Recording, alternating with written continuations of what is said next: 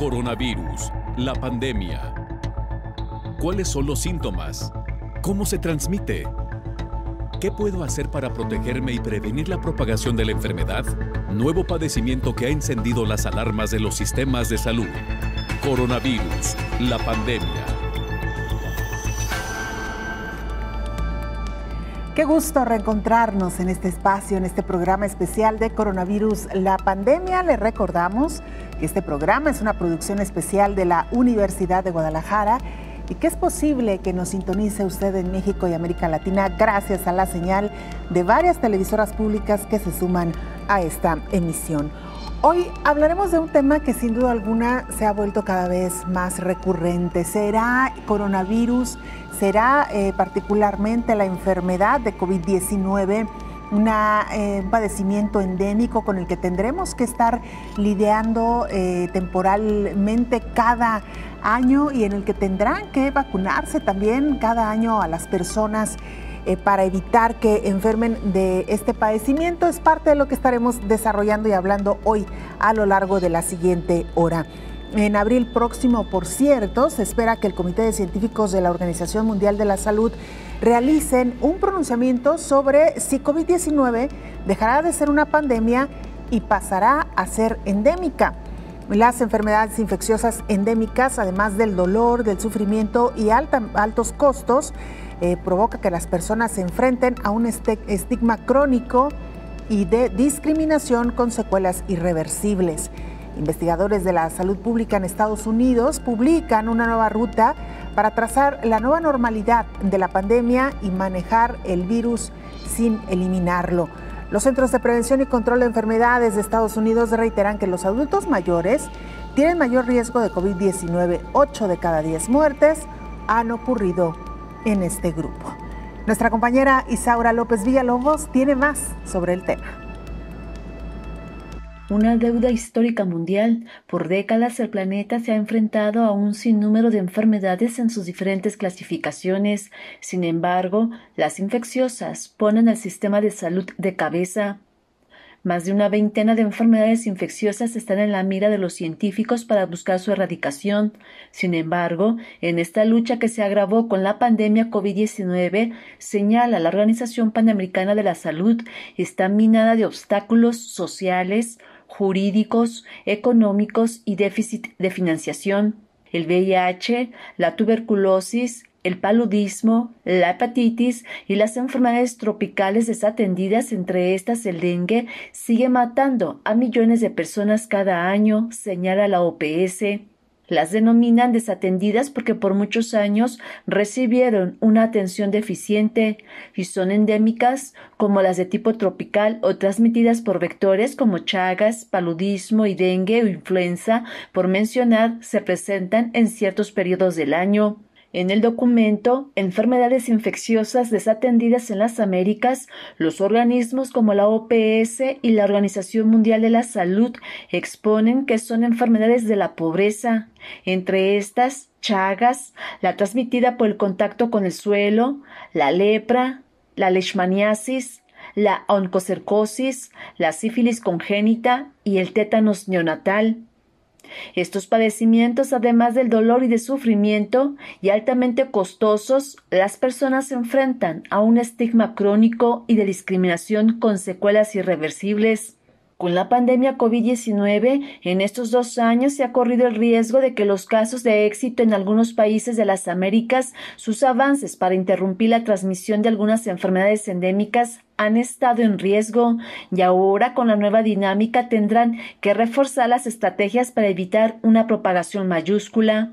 En el caso de la COVID-19, la Organización Mundial de la Salud y la Organización Panamericana de la Salud señalan que podría convertirse este año en enfermedad endémica.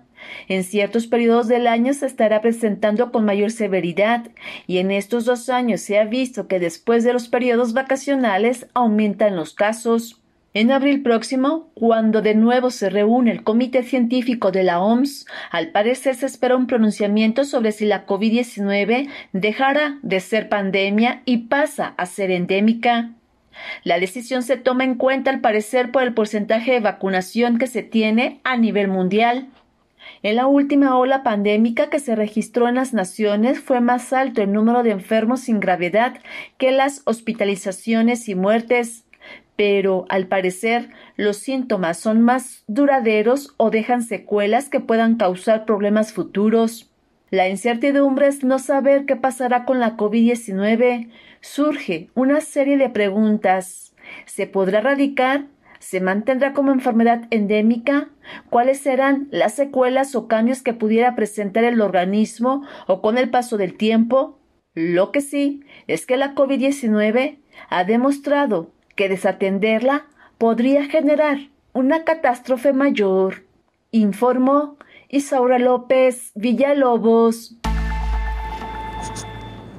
Mientras tanto, poco a poco los diferentes países regresan a la normalidad. Algunos de ellos han dicho que el uso de cubrebocas ya no es obligatorio en el espacio público, ni siquiera en espacios cerrados. Otros países como Panamá han regresado poco a poco a las aulas. Tras 2 años de modalidad virtual y semipresencial debido a la pandemia, este lunes casi 1 millón de estudiantes iniciaron las clases obligatorias presenciales en Panamá. Alrededor de 954.233 estudiantes de diferentes grados retornaron este lunes a las aulas en 3.102 escuelas de todo el país, con el 80% de los estudiantes mayores de 12 años vacunados contra la COVID-19 y sobre el 35% de los niños entre 5 y 11 años, según información oficial. Las escuelas cuentan con un fuerte protocolo de bioseguridad, desde medidas básicas como el uso obligatorio de mascarilla y el monitoreo de salud de docentes y estudiantes, hasta establecer horarios de ingreso, salida o recreo y reducir las visitas a las instalaciones de los centros educativos. La educación a distancia que recibió la mayoría de los estudiantes en Panamá y que a inicios de 2021 situó al país como el de mayor tiempo con las aulas cerradas, no logró compensar todo el aprendizaje que se puede lograr a través de la educación presencial. Así lo afirmó el oficial de educación de UNICEF en Panamá, Francisco Trejos, una situación que sostiene además la profesora Yaneira Domínguez de la Escuela Ricardo Miró en la ciudad de Panamá. Todos los planes de acción, de estrategias para poder llevar, que nos va a costar años, no nos va a costar este año ni el otro año, sino que nos va a costar años porque el impacto en educación fue fuerte y nosotros tenemos el compromiso para realizarlo. Panamá antes de la pandemia ya afrontaba vastos restos de la calidad educativa, pues pruebas internacionales y locales indicaban que cerca del 70% de los niños no lograban desarrollar las competencias mínimas requeridas en lectura y matemáticas, recalcó el funcionario de UNICEF. Bueno, pues así el regreso a las aulas en Panamá. Otros países lo han hecho con anterioridad, pero mire usted, hay regiones donde se tardaron un poco más de 2 años en que los niños y los adolescentes regresaran a los espacios físicos. Insistir sobre la actividad física, no solamente para no enfermar de gravedad por COVID-19, sino también para protegernos ante otras enfermedades. Las personas con ciertas enfermedades deben tener mayor cuidado en esta nueva etapa de la COVID. Por ello es importante mantenerse al día con las vacunas y el refuerzo. Tienen más probabilidades de ser hospitalizadas, estar en cuidados intensivos, requerir un ventilador para respirar o morir en caso de contraer la infección. De acuerdo con los Centros de Prevención y Control de Enfermedades en Estados Unidos, advierten que los adultos mayores tienen un mayor riesgo. 8 de cada 10 muertes por COVID ocurren en este grupo. La cantidad de muertes en los mayores de 65 años es 97 veces mayor que en el grupo de 18 a 29 años. Además están las personas con comorbilidades o quienes trabajan en el sector médico. También están aquellas de grupos minoritarios. Están muriendo en edades más tempranas.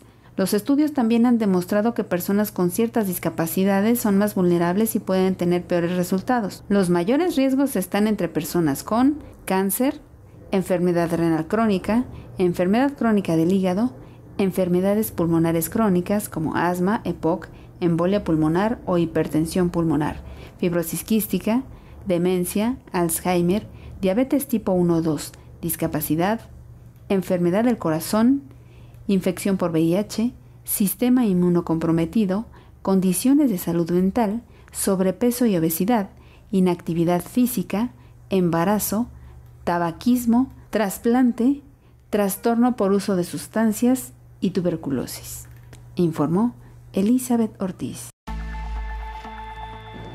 Se lo comentaba ya al inicio de este espacio, varios países han comenzado a levantar las restricciones. Uno de ellos es Bélgica.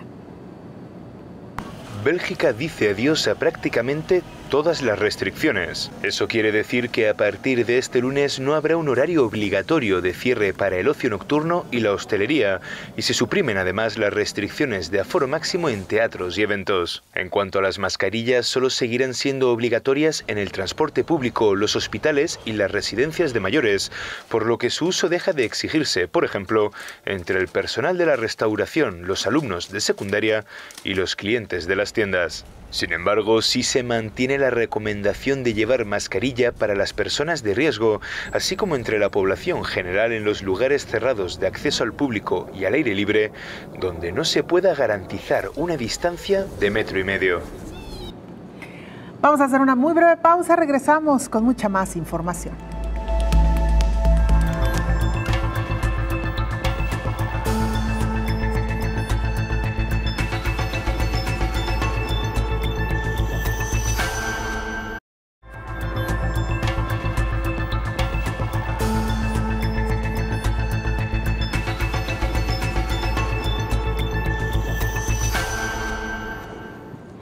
El sistema de salud mundial mostró su debilidad frente a esta enfermedad que conocimos como COVID-19. Con la llegada de la pandemia por COVID-19, las enfermedades crónicas que aquejan al mundo como la diabetes, obesidad y sus consecuencias, como la insuficiencia renal, pusieron en evidencia la fragilidad de la salud de la población mundial. La enfermedad renal crónica es un grave problema de salud pública que afecta al mundo entero. Sin embargo, hay regiones en el planeta donde hay más incidencia, como en México y países de renta media y baja, advierten especialistas.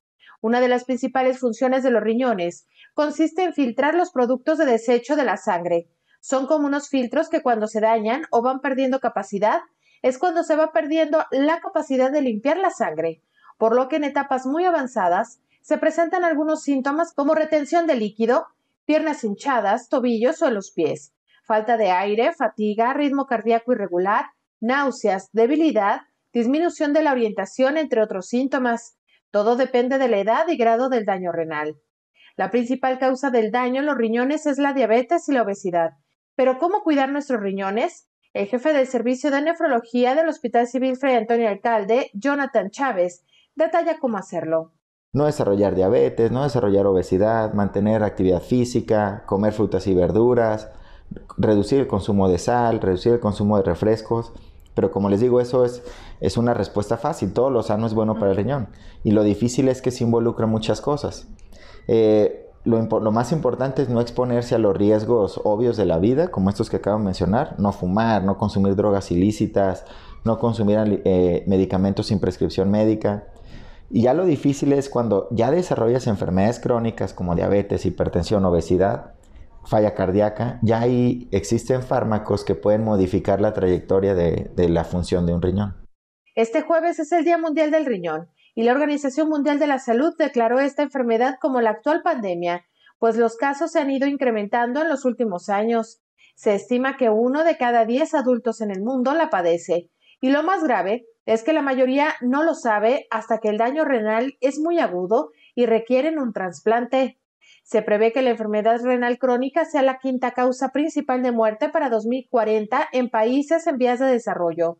Sin embargo, esta enfermedad ya está provocando severos daños económicos en el sistema de salud mundial, y de seguir creciendo de esta manera, no habrá gobierno que sea capaz de soportar la atención a sus enfermos renales, informó Rocío López Fonseca.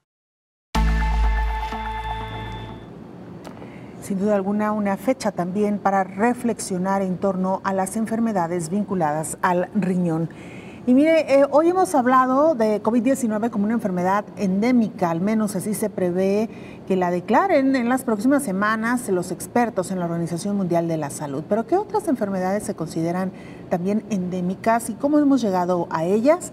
Nuestra compañera Elizabeth Ortiz nos explica. La endemia más famosa que conocemos es la influenza.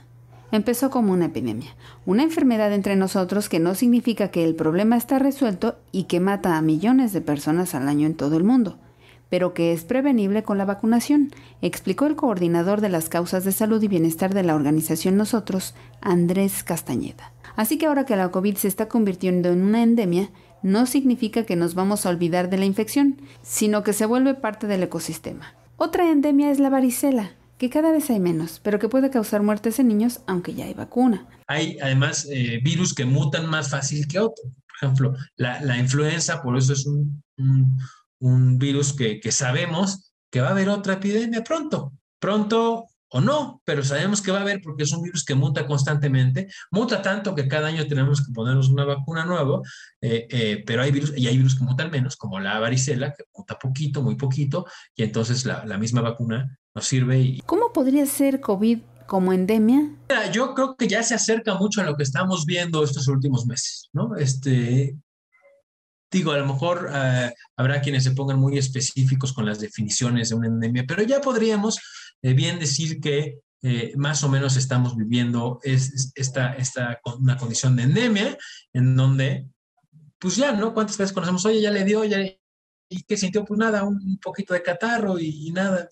Así, ¿no? Así se va a mantener y de repente nos enteramos que alguien sí se puso grave, ¿no? Lo mismo con la influenza. Será un panorama muy parecido al de la influenza, que es lo que estamos viviendo ahora. Falta ver cuál es la tendencia en la temporada de frío, cuando las personas suelen estar en espacios poco ventilados sin aglomeraciones. El riesgo de una epidemia es constante, así como llegó la COVID. Es una especie de lección para estar preparados para una siguiente, que podríamos ver en los próximos años, aunque no se sabe si serán 5, 10 o 20, informó Elizabeth Ortiz. COVID-19 ha impactado de manera severa la salud de la población infantil mundial. Nos referimos a la salud física, pero también y principalmente a la salud emocional.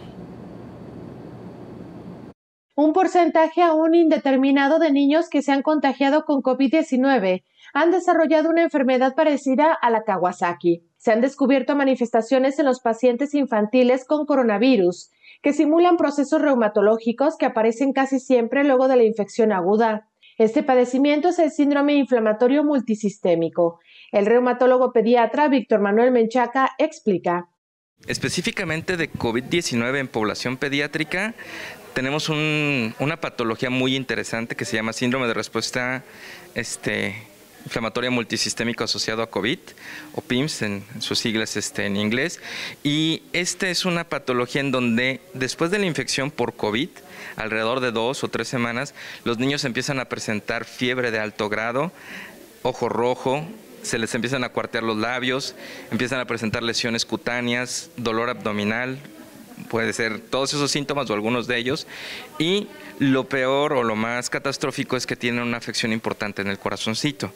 Se pueden dilatar las arterias coronarias, se pueden hacer insuficiencia cardíaca, y esta patología ha cobrado una relevancia ahorita en la pandemia de COVID, aunque nos dicen, bueno, es que niños se presentan muy poco porcentaje. Sí, muy pocos niños terminan hospitalizados por neumonía, pero varios niños presentan este síndrome de respuesta inflamatoria multisistémica y nosotros nos hemos tenido que enfrentar a ellos. Actualmente se considera un síndrome debido a que todavía no se han realizado tantas investigaciones acerca del tema y falta mucha información sobre él. Y se ha comprobado también que los niños pueden tener COVID persistente y sufrir secuelas de la enfermedad. COVID-19 no solo afecta en lo físico, en los niños tiene un impacto psicológico debido al confinamiento, ya que de la noche a la mañana su entorno cambió a gente con mascarillas, con distanciamiento social y otras medidas de seguridad, informó Rocío López Fonseca. Y en estos más de 2 años de pandemia ya son 6 millones de personas las que han perdido la vida debido precisamente a esta enfermedad. La pandemia ya se ha llevado por delante más de 6 millones de vidas. Los datos son de la Universidad Johns Hopkins, según la cual ha habido además 446 millones de casos en todo el planeta. Estados Unidos es el país más afectado, con más de 79 millones de contagios y más de 958.000 muertos. Son cifras que pueden ser incluso más benévolas que las reales. Si se deja de lado el número de muertes confirmadas por COVID-19, 6 millones, el exceso de mortalidad real es de unos 21 millones. Y como usted mismo ha mencionado, eso tiene en cuenta las muertes no diagnosticadas, las que se producen en el hogar, las que no se contabilizan, las que no se notifican debido a la falta de pruebas, y todo eso ocurre en los países en vías de desarrollo. A pesar de que en su tercer año la pandemia está lejos de tocar a su fin, la población de todo el mundo trata de convivir con el virus en el día a día. En Sudáfrica, uno de los países que más ha sufrido la COVID-19, siguen en vigor algunas restricciones. Ves a la gente caminando sin mascarillas. Tal vez ahora el gobierno va a cambiar de alguna manera y decir, mira, aquí ahora usted puede caminar sin mascarilla. Y tal vez los que están vacunados se pregunten, ¿por qué tengo todas estas reglas de distanciamiento social, las mascarillas y cosas por el estilo? Así que queremos vivir nuestra vida, queremos recuperar nuestras vidas. El semanario The Economist considera que la cifra de fallecidos real podría ser de 24 millones de personas. El mejor antídoto sigue siendo la vacuna. El 64% de la población mundial ha recibido al menos una dosis. Y aunque prácticamente Estados Unidos ha levantado todas las restricciones en medio de esta pandemia de COVID-19, hay quienes se pronuncian porque estas desaparezcan totalmente hasta que se registren menos de 165 muertes al día. Investigadores en salud pública de Estados Unidos publicaron una nueva hoja de ruta para trazar la nueva normalidad de la pandemia y manejar al virus sin eliminarlo. La Universidad de Minnesota publicó que esta hoja de ruta no recomienda el cierre de escuelas en el futuro, sino que es necesario fabricar 1.000 millones de pruebas de COVID por mes. Su propuesta es levantar las restricciones de la pandemia cuando tengan 165 o menos muertes causadas por el virus por día. Son aproximadamente 60.000 muertes al año. La referencia es llegar a una tasa de mortalidad similar a la de una mala temporada de influenza. Estados Unidos ya está fatigado con la pandemia, señalan los investigadores. Hay quienes han terminado con todos los protocolos de COVID, mientras que otros aún mantienen los cuidados con extrema cautela. Pero en medio hay millones de personas confundidas sobre cómo podrán comportarse ahora que las vacunas y la terapia han logrado que esta enfermedad sea más manejable. Se trata de una hoja de ruta escrita por 24 expertos, entre ellos 2 miembros del Centro de Investigación y Políticas de Enfermedades Infecciosas de la Universidad de Minnesota, informó Elizabeth Ortiz. Bueno, pues parte, le decía a usted, de las acciones que están tomando en lo individual, en lo particular, los diferentes países, cómo han decidido poco a poco regresar a lo que se conoce como normalidad, particularmente eliminando una serie de restricciones, entre otras el uso de cubrebocas, que se ha flexibilizado en muchos espacios, ya prácticamente reducido a muy pocos y para ciertas condiciones, sobre todo los adultos mayores o personas que tienen alguna comorbilidad. Hay que decir también que los espacios laborales y los educativos prácticamente han regresado también a laborar y a funcionar como lo venían haciendo antes de la pandemia.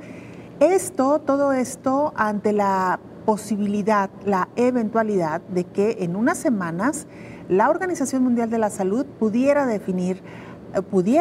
dar por terminada la pandemia de COVID-19 y entrar en una nueva etapa que sería catalogar este padecimiento como una enfermedad endémica. Y precisamente para hablar de este y de muchos otros temas, le damos la más cordial bienvenida al infectólogo Héctor Raúl Pérez Gómez. Doctor, bienvenido. Hola Belén, buen día, qué gusto saludarte. Igualmente, doctor, pues algo que veíamos incluso todavía muy lejano y que me parece todavía no podemos darlo por un hecho, doctor, la posibilidad de terminar la pandemia y entrar en una nueva etapa de esta enfermedad. Sí, ojalá y esto ya estuviera ocurriendo.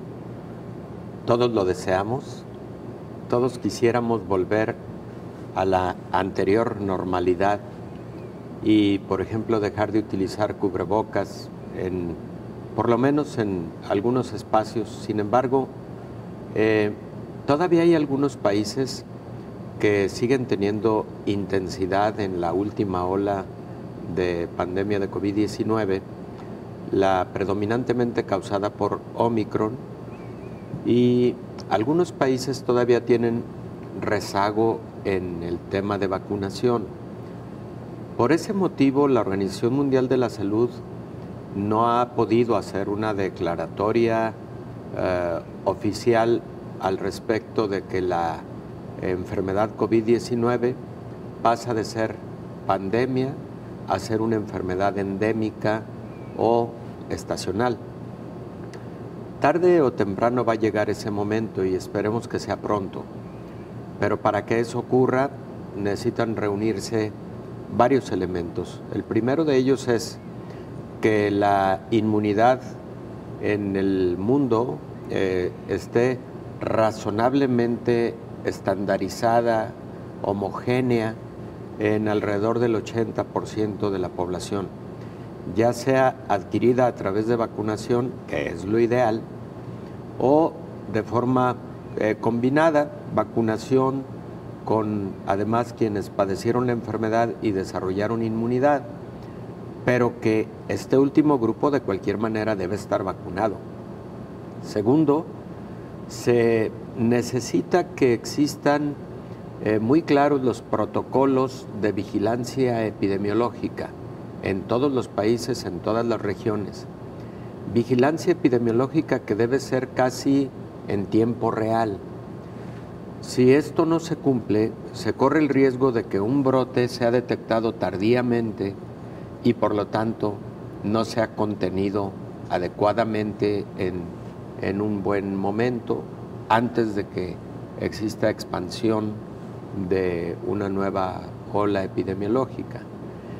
Y otro factor fundamental, Belén, es el que las personas tengamos perfectamente identificado que dentro de nuestra cultura de la salud y del autocuidado pasan medidas que debemos adoptar ahora como algo cotidiano. Ejemplo, antes una persona tenía un cuadro gripal común y corriente y no modificaba prácticamente en nada sus actividades, su manera de convivir, etc. Hoy esto debe cambiar.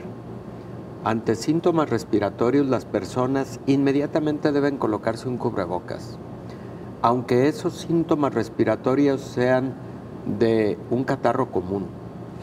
Deben evitar saludar de mano, deben lavarse las manos con frecuencia, deben evitar acudir a lugares concurridos. Y esto nos lo enseñó el COVID, pero debe llegar para quedarse, insisto, ante enfermedades respiratorias las más comunes, incluso el resfriado común.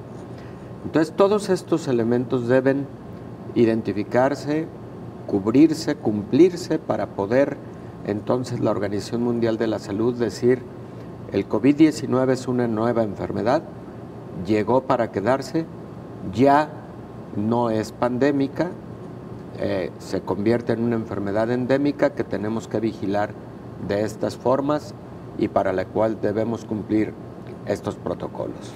Doctor, regresando a la pausa, nos cuenta más detalles de cómo se lleva a cabo este proceso de vigilancia durante este periodo donde ya se considera a una enfermedad como endémica. Regresamos con esto, doctor. Claro que una sí, pausa, Belén. volvemos.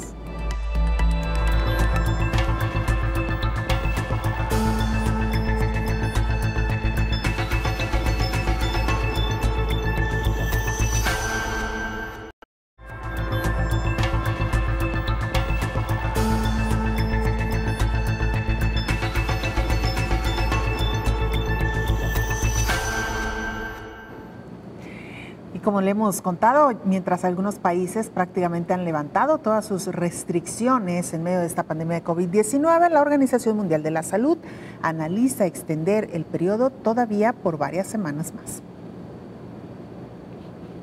Desde que la Organización Mundial de la Salud nombró por primera vez al brote de SARS-CoV-2 como una emergencia de salud pública internacional cada 3 meses, desde enero de 2020, se ha reunido para evaluar si la pandemia aún merece esa etiqueta. Los expertos se reunirán en breve y probablemente continúe esta categoría de pandemia por 3 meses más. Sin embargo, naciones como Dinamarca, los Países Bajos y el Reino Unido ya han declarado funcionalmente el fin de la pandemia en sus países, levantando casi todas las restricciones de salud, incluso cuando Nueva Zelanda y Hong Kong luchan contra aumentos récord. El SARS-CoV-2 ha causado tantas dificultades y desafíos económicos que los países tienen la tentación de darlo por terminado ya, pero aún no hay las condiciones, coinciden expertos. La decisión de poner fin a una pandemia, hay que decirlo, tiene implicaciones financieras. Moderna se comprometió a no cumplir las patentes de su vacuna de ARN mensajero hasta que termine la pandemia, aunque un portavoz de la compañía se negó a decir esta semana cómo identificará ese momento. Pfizer no ha hecho una promesa de vacuna similar, pero Merck y él han acordado permitir que los fabricantes de medicamentos genéricos fabriquen sus medicamentos dirigidos al SARS-CoV-2 hasta que la OMS declare que la pandemia ha terminado.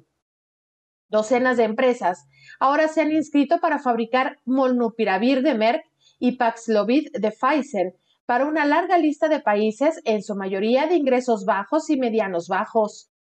Poner fin a la pandemia implicará directamente en los principales programas relacionados con la pandemia, como el Fondo de Acceso Global a las Vacunas COVID-19, COVAX, y su matriz, el acelerador de acceso a las herramientas COVID-19, redes globales, cooperativas que tienen como objetivo adquirir y distribuir medicamentos asequibles, medicamentos, diagnósticos y vacunas. Estas acciones desaparecerían.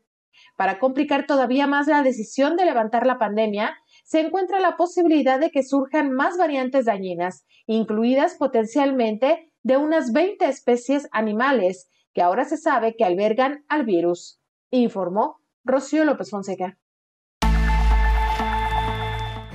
Bueno, doctor Héctor Raúl Pérez Gómez, parece que el camino todavía es largo y no va a ser sencillo. ¿Pensaríamos entonces, usted cree, doctor, que no existirá como tal un momento oficial de fin de la pandemia como sí ocurrió con los inicios? Definitivamente, estoy convencido de ello, Belén, porque seguramente muchas personas nos imaginamos ese momento, el momento en el que estemos viendo a Tedros Adhanom y a todo el cuerpo directivo de la Organización Mundial de la Salud diciendo: el día de hoy, por motivos tales, concluye la pandemia de COVID-19. Yo creo que ese momento no va a ocurrir. Yo creo que a cambio de un momento así, lo que estará ocurriendo son declaratorias de fin de la pandemia por regiones o declaratorias de que se modifican los protocolos en virtud de que ciertas variantes epidemiológicas variables o indicadores epidemiológicos ya se han cumplido y por lo tanto tal país o tal región ya podría modificar sus protocolos. Lo estamos ya viendo con Estados Unidos. Primero fue Los Ángeles, luego California en su totalidad y así diferentes estados de la Unión Americana han ido cambiando sus protocolos, algunos de ellos han dejado de utilizar cubrebocas de manera generalizada, etcétera, porque han tenido de manera diferenciada la llegada de cifras epidemiológicas que les permiten hacerlo. Creo que así es como va a ocurrir para el resto del mundo. En vista, insisto, de que no todos los países traen el mismo porcentaje de vacunación y todo lo que habíamos previamente comentado. Hay países que siguen teniendo mucha intensidad de incidencia de infección diaria. Hay algunos en donde esto ha disminuido ya a cifras muy, muy bajas. Y el otro punto es que en momentos todavía no se identifica con claridad qué variantes del virus están circulando en todos los países. Ese punto va a ser fundamental. Lo escuchábamos hace un momento en esta cápsula informativa de Rocío, que me pareció muy buena porque ella destaca qué implicaciones tiene la declaratoria de fin de pandemia. Y decía, por ejemplo, seguramente podría desaparecer el proyecto COVAX, que por cierto el proyecto COVAX en mi opinión se quedó muy corto. Los propósitos para los que fue creado no alcanzaron ni siquiera un 30% de lo que se habían planteado, pero hago ese paréntesis aparte. Luego, los presupuestos destinados internacionalmente para la ayuda internacional podrían reducirse cuando hubiera una declaratoria oficial de esa naturaleza, y las implicaciones que podría haber con respecto a decisiones que tomaron la industria farmacéutica de liberar patente para la producción de los fármacos como Molnupiravir, por ejemplo, o Paxivir, que una vez fuera declarada ya no pandémica la enfermedad, estas empresas volvieran a retomar su patente y volvieran a restringir la producción de fármacos por parte de otras casas farmacéuticas, de genéricos que fueran más accesibles a la población mundial.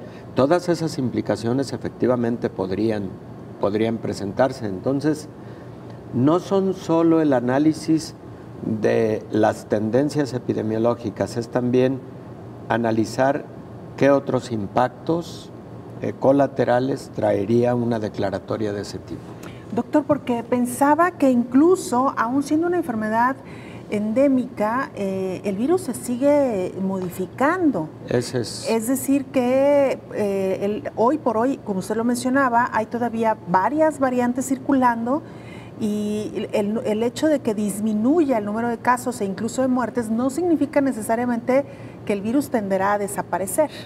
Efectivamente, Belén, y a eso me refería cuando hace algunos momentos hablaba de la vigilancia epidemiológica en tiempo real. Esta vigilancia epidemiológica debe incluir una vigilancia virológica, las características genómicas que va presentando el virus para detectar oportunamente alguna nueva variante que pueda volver a causar un dolor de cabeza al mundo, como fue la variante Delta, como fue la variante Alfa, la variante Omicron, que aunque se comportó menos grave, también fue un dolor de cabeza por la gran cantidad de casos que aparecieron en todo el mundo. Entonces, esa vigilancia, tú me preguntabas, ¿cómo se hace? Existen plataformas ya electrónicas que permiten que en 24 horas uno tenga claro lo que ocurrió con respecto al número de casos nuevos, de casos activos, fallecimientos, etcétera, en un determinado país y en una determinada región. La primera pregunta es, ¿todos los países están preparados desde el punto de vista tecnológico para llevar esta vigilancia epidemiológica? Yo creo que no. No es un asunto solo de sistemas, no es solamente un asunto de tecnología, también es un asunto de personas que alimenten estos sistemas y por lo tanto de personas profesionales de la salud que estén alimentando los sistemas que finalmente nos dan la vigilancia epidemiológica y la estadística en tiempo real. Pero también cuando hablaba de la vigilancia virológica es tener suficiente número de laboratorios de biología molecular, porque de cada 1000 muestras de personas con infección por COVID-19, tú debes someter un determinado porcentaje a análisis virológico. ¿Qué variante es? ¿Qué cepa es? ¿Es una nueva? ¿Y esta nueva cómo se está comportando? Porque eso lo tenemos que saber en tiempo récord. De otra manera, cuando menos acuerda un país o una región, ya está invadido de una nueva ola epidemiológica. A eso me refiero con la importancia que tendría para el momento en que ocurran declaratorias de esa naturaleza, de que exista un mecanismo de vigilancia epidemiológica y virológica. Interesantísimo. Doctor, ¿le parece? Vamos a hacer una pausa, regresamos, todavía tenemos mucho más del tema, usted no se vaya.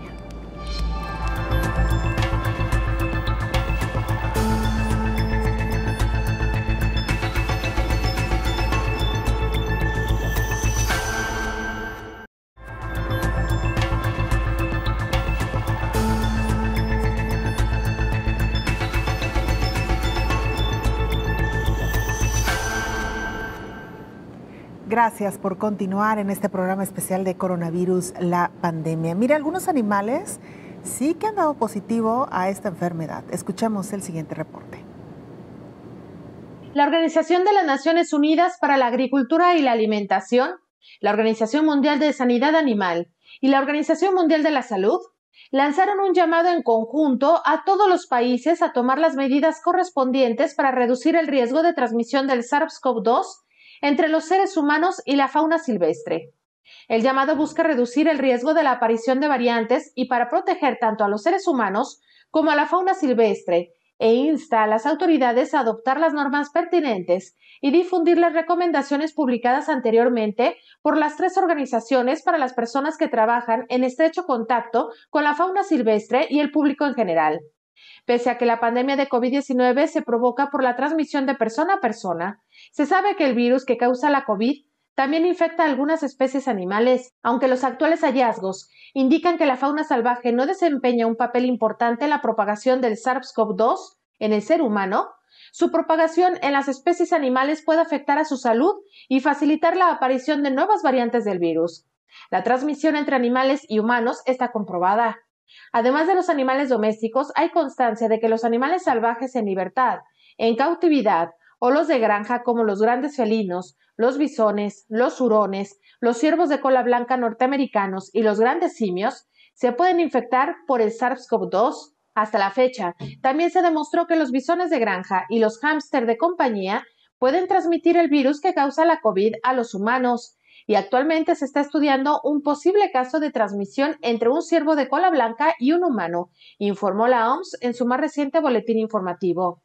La introducción del SARS-CoV-2 en la fauna salvaje podría dar lugar al establecimiento de reservorios animales a modo de ejemplo.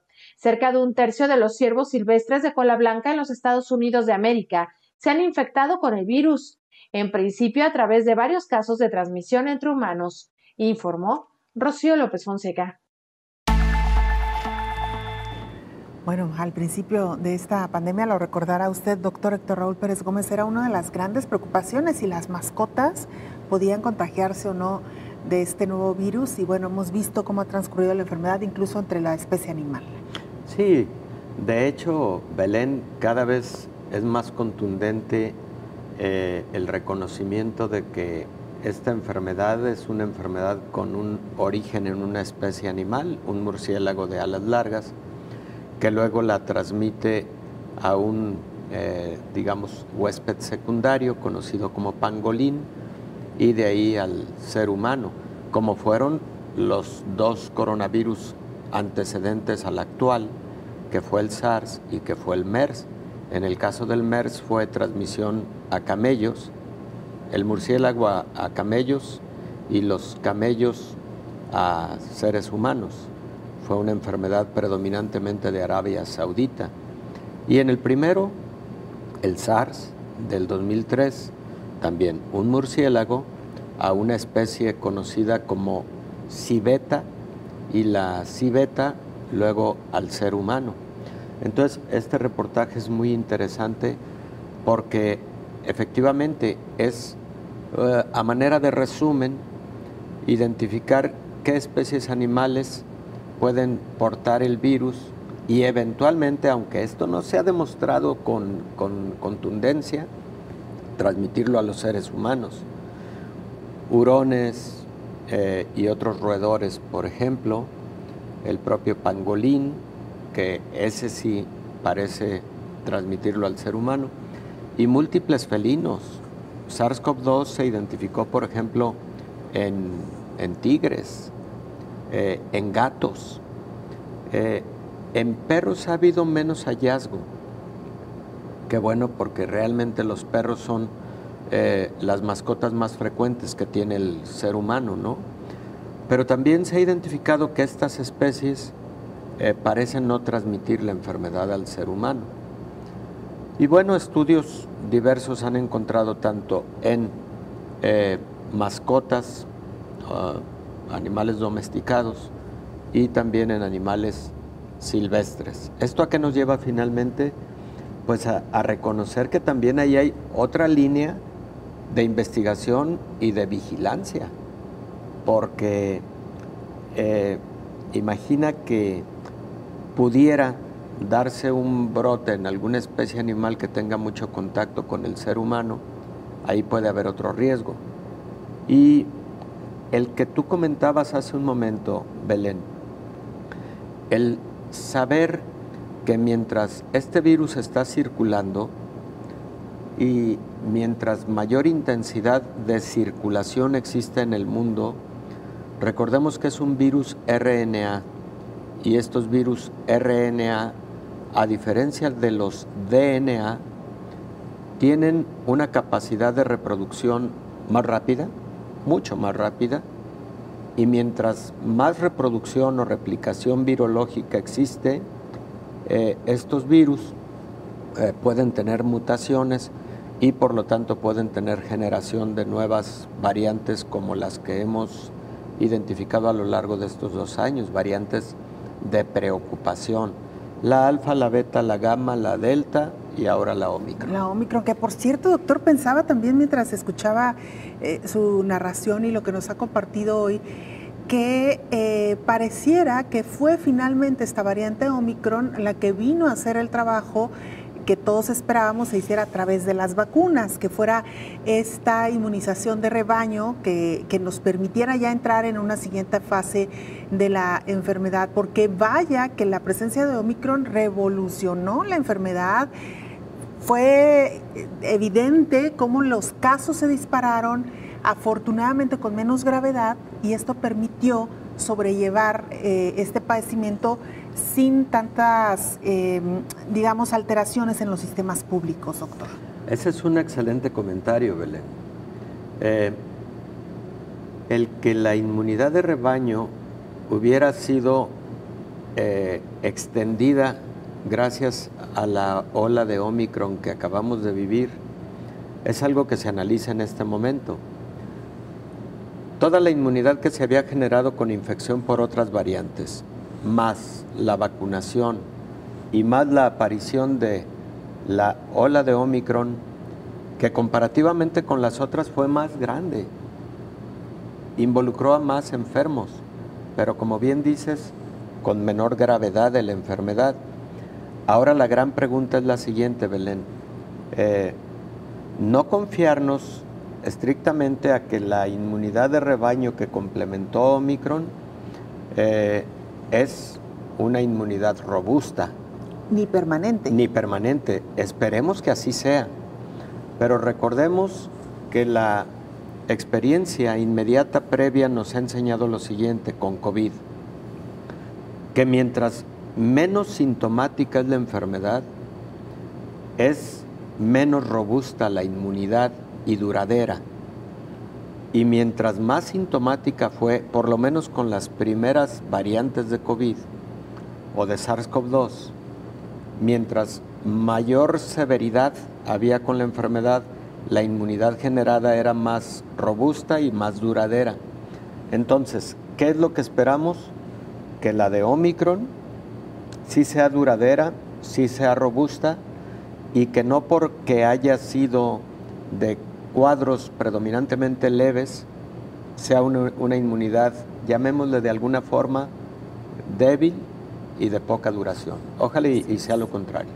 Claro, definitivamente, doctor, porque también es parte de la información que aún nos falta conocer con contundencia. Ni siquiera aún cuando ya han pasado más de un año de que se suministraron las primeras dosis de las vacunas, todavía no tenemos certeza, doctor, de realmente cuál es la inmunidad que ha generado, por cuánto tiempo estas vacunas, porque los refuerzos se han dado con base en la aparición de nuevas variantes, no necesariamente por la pérdida de inmunidad, doctor. Efectivamente, ha sido predominantemente por ello, por la aparición de nuevas variantes. Y segundo, la inmunidad generada por el refuerzo todavía no ha sido estudiada con plenitud.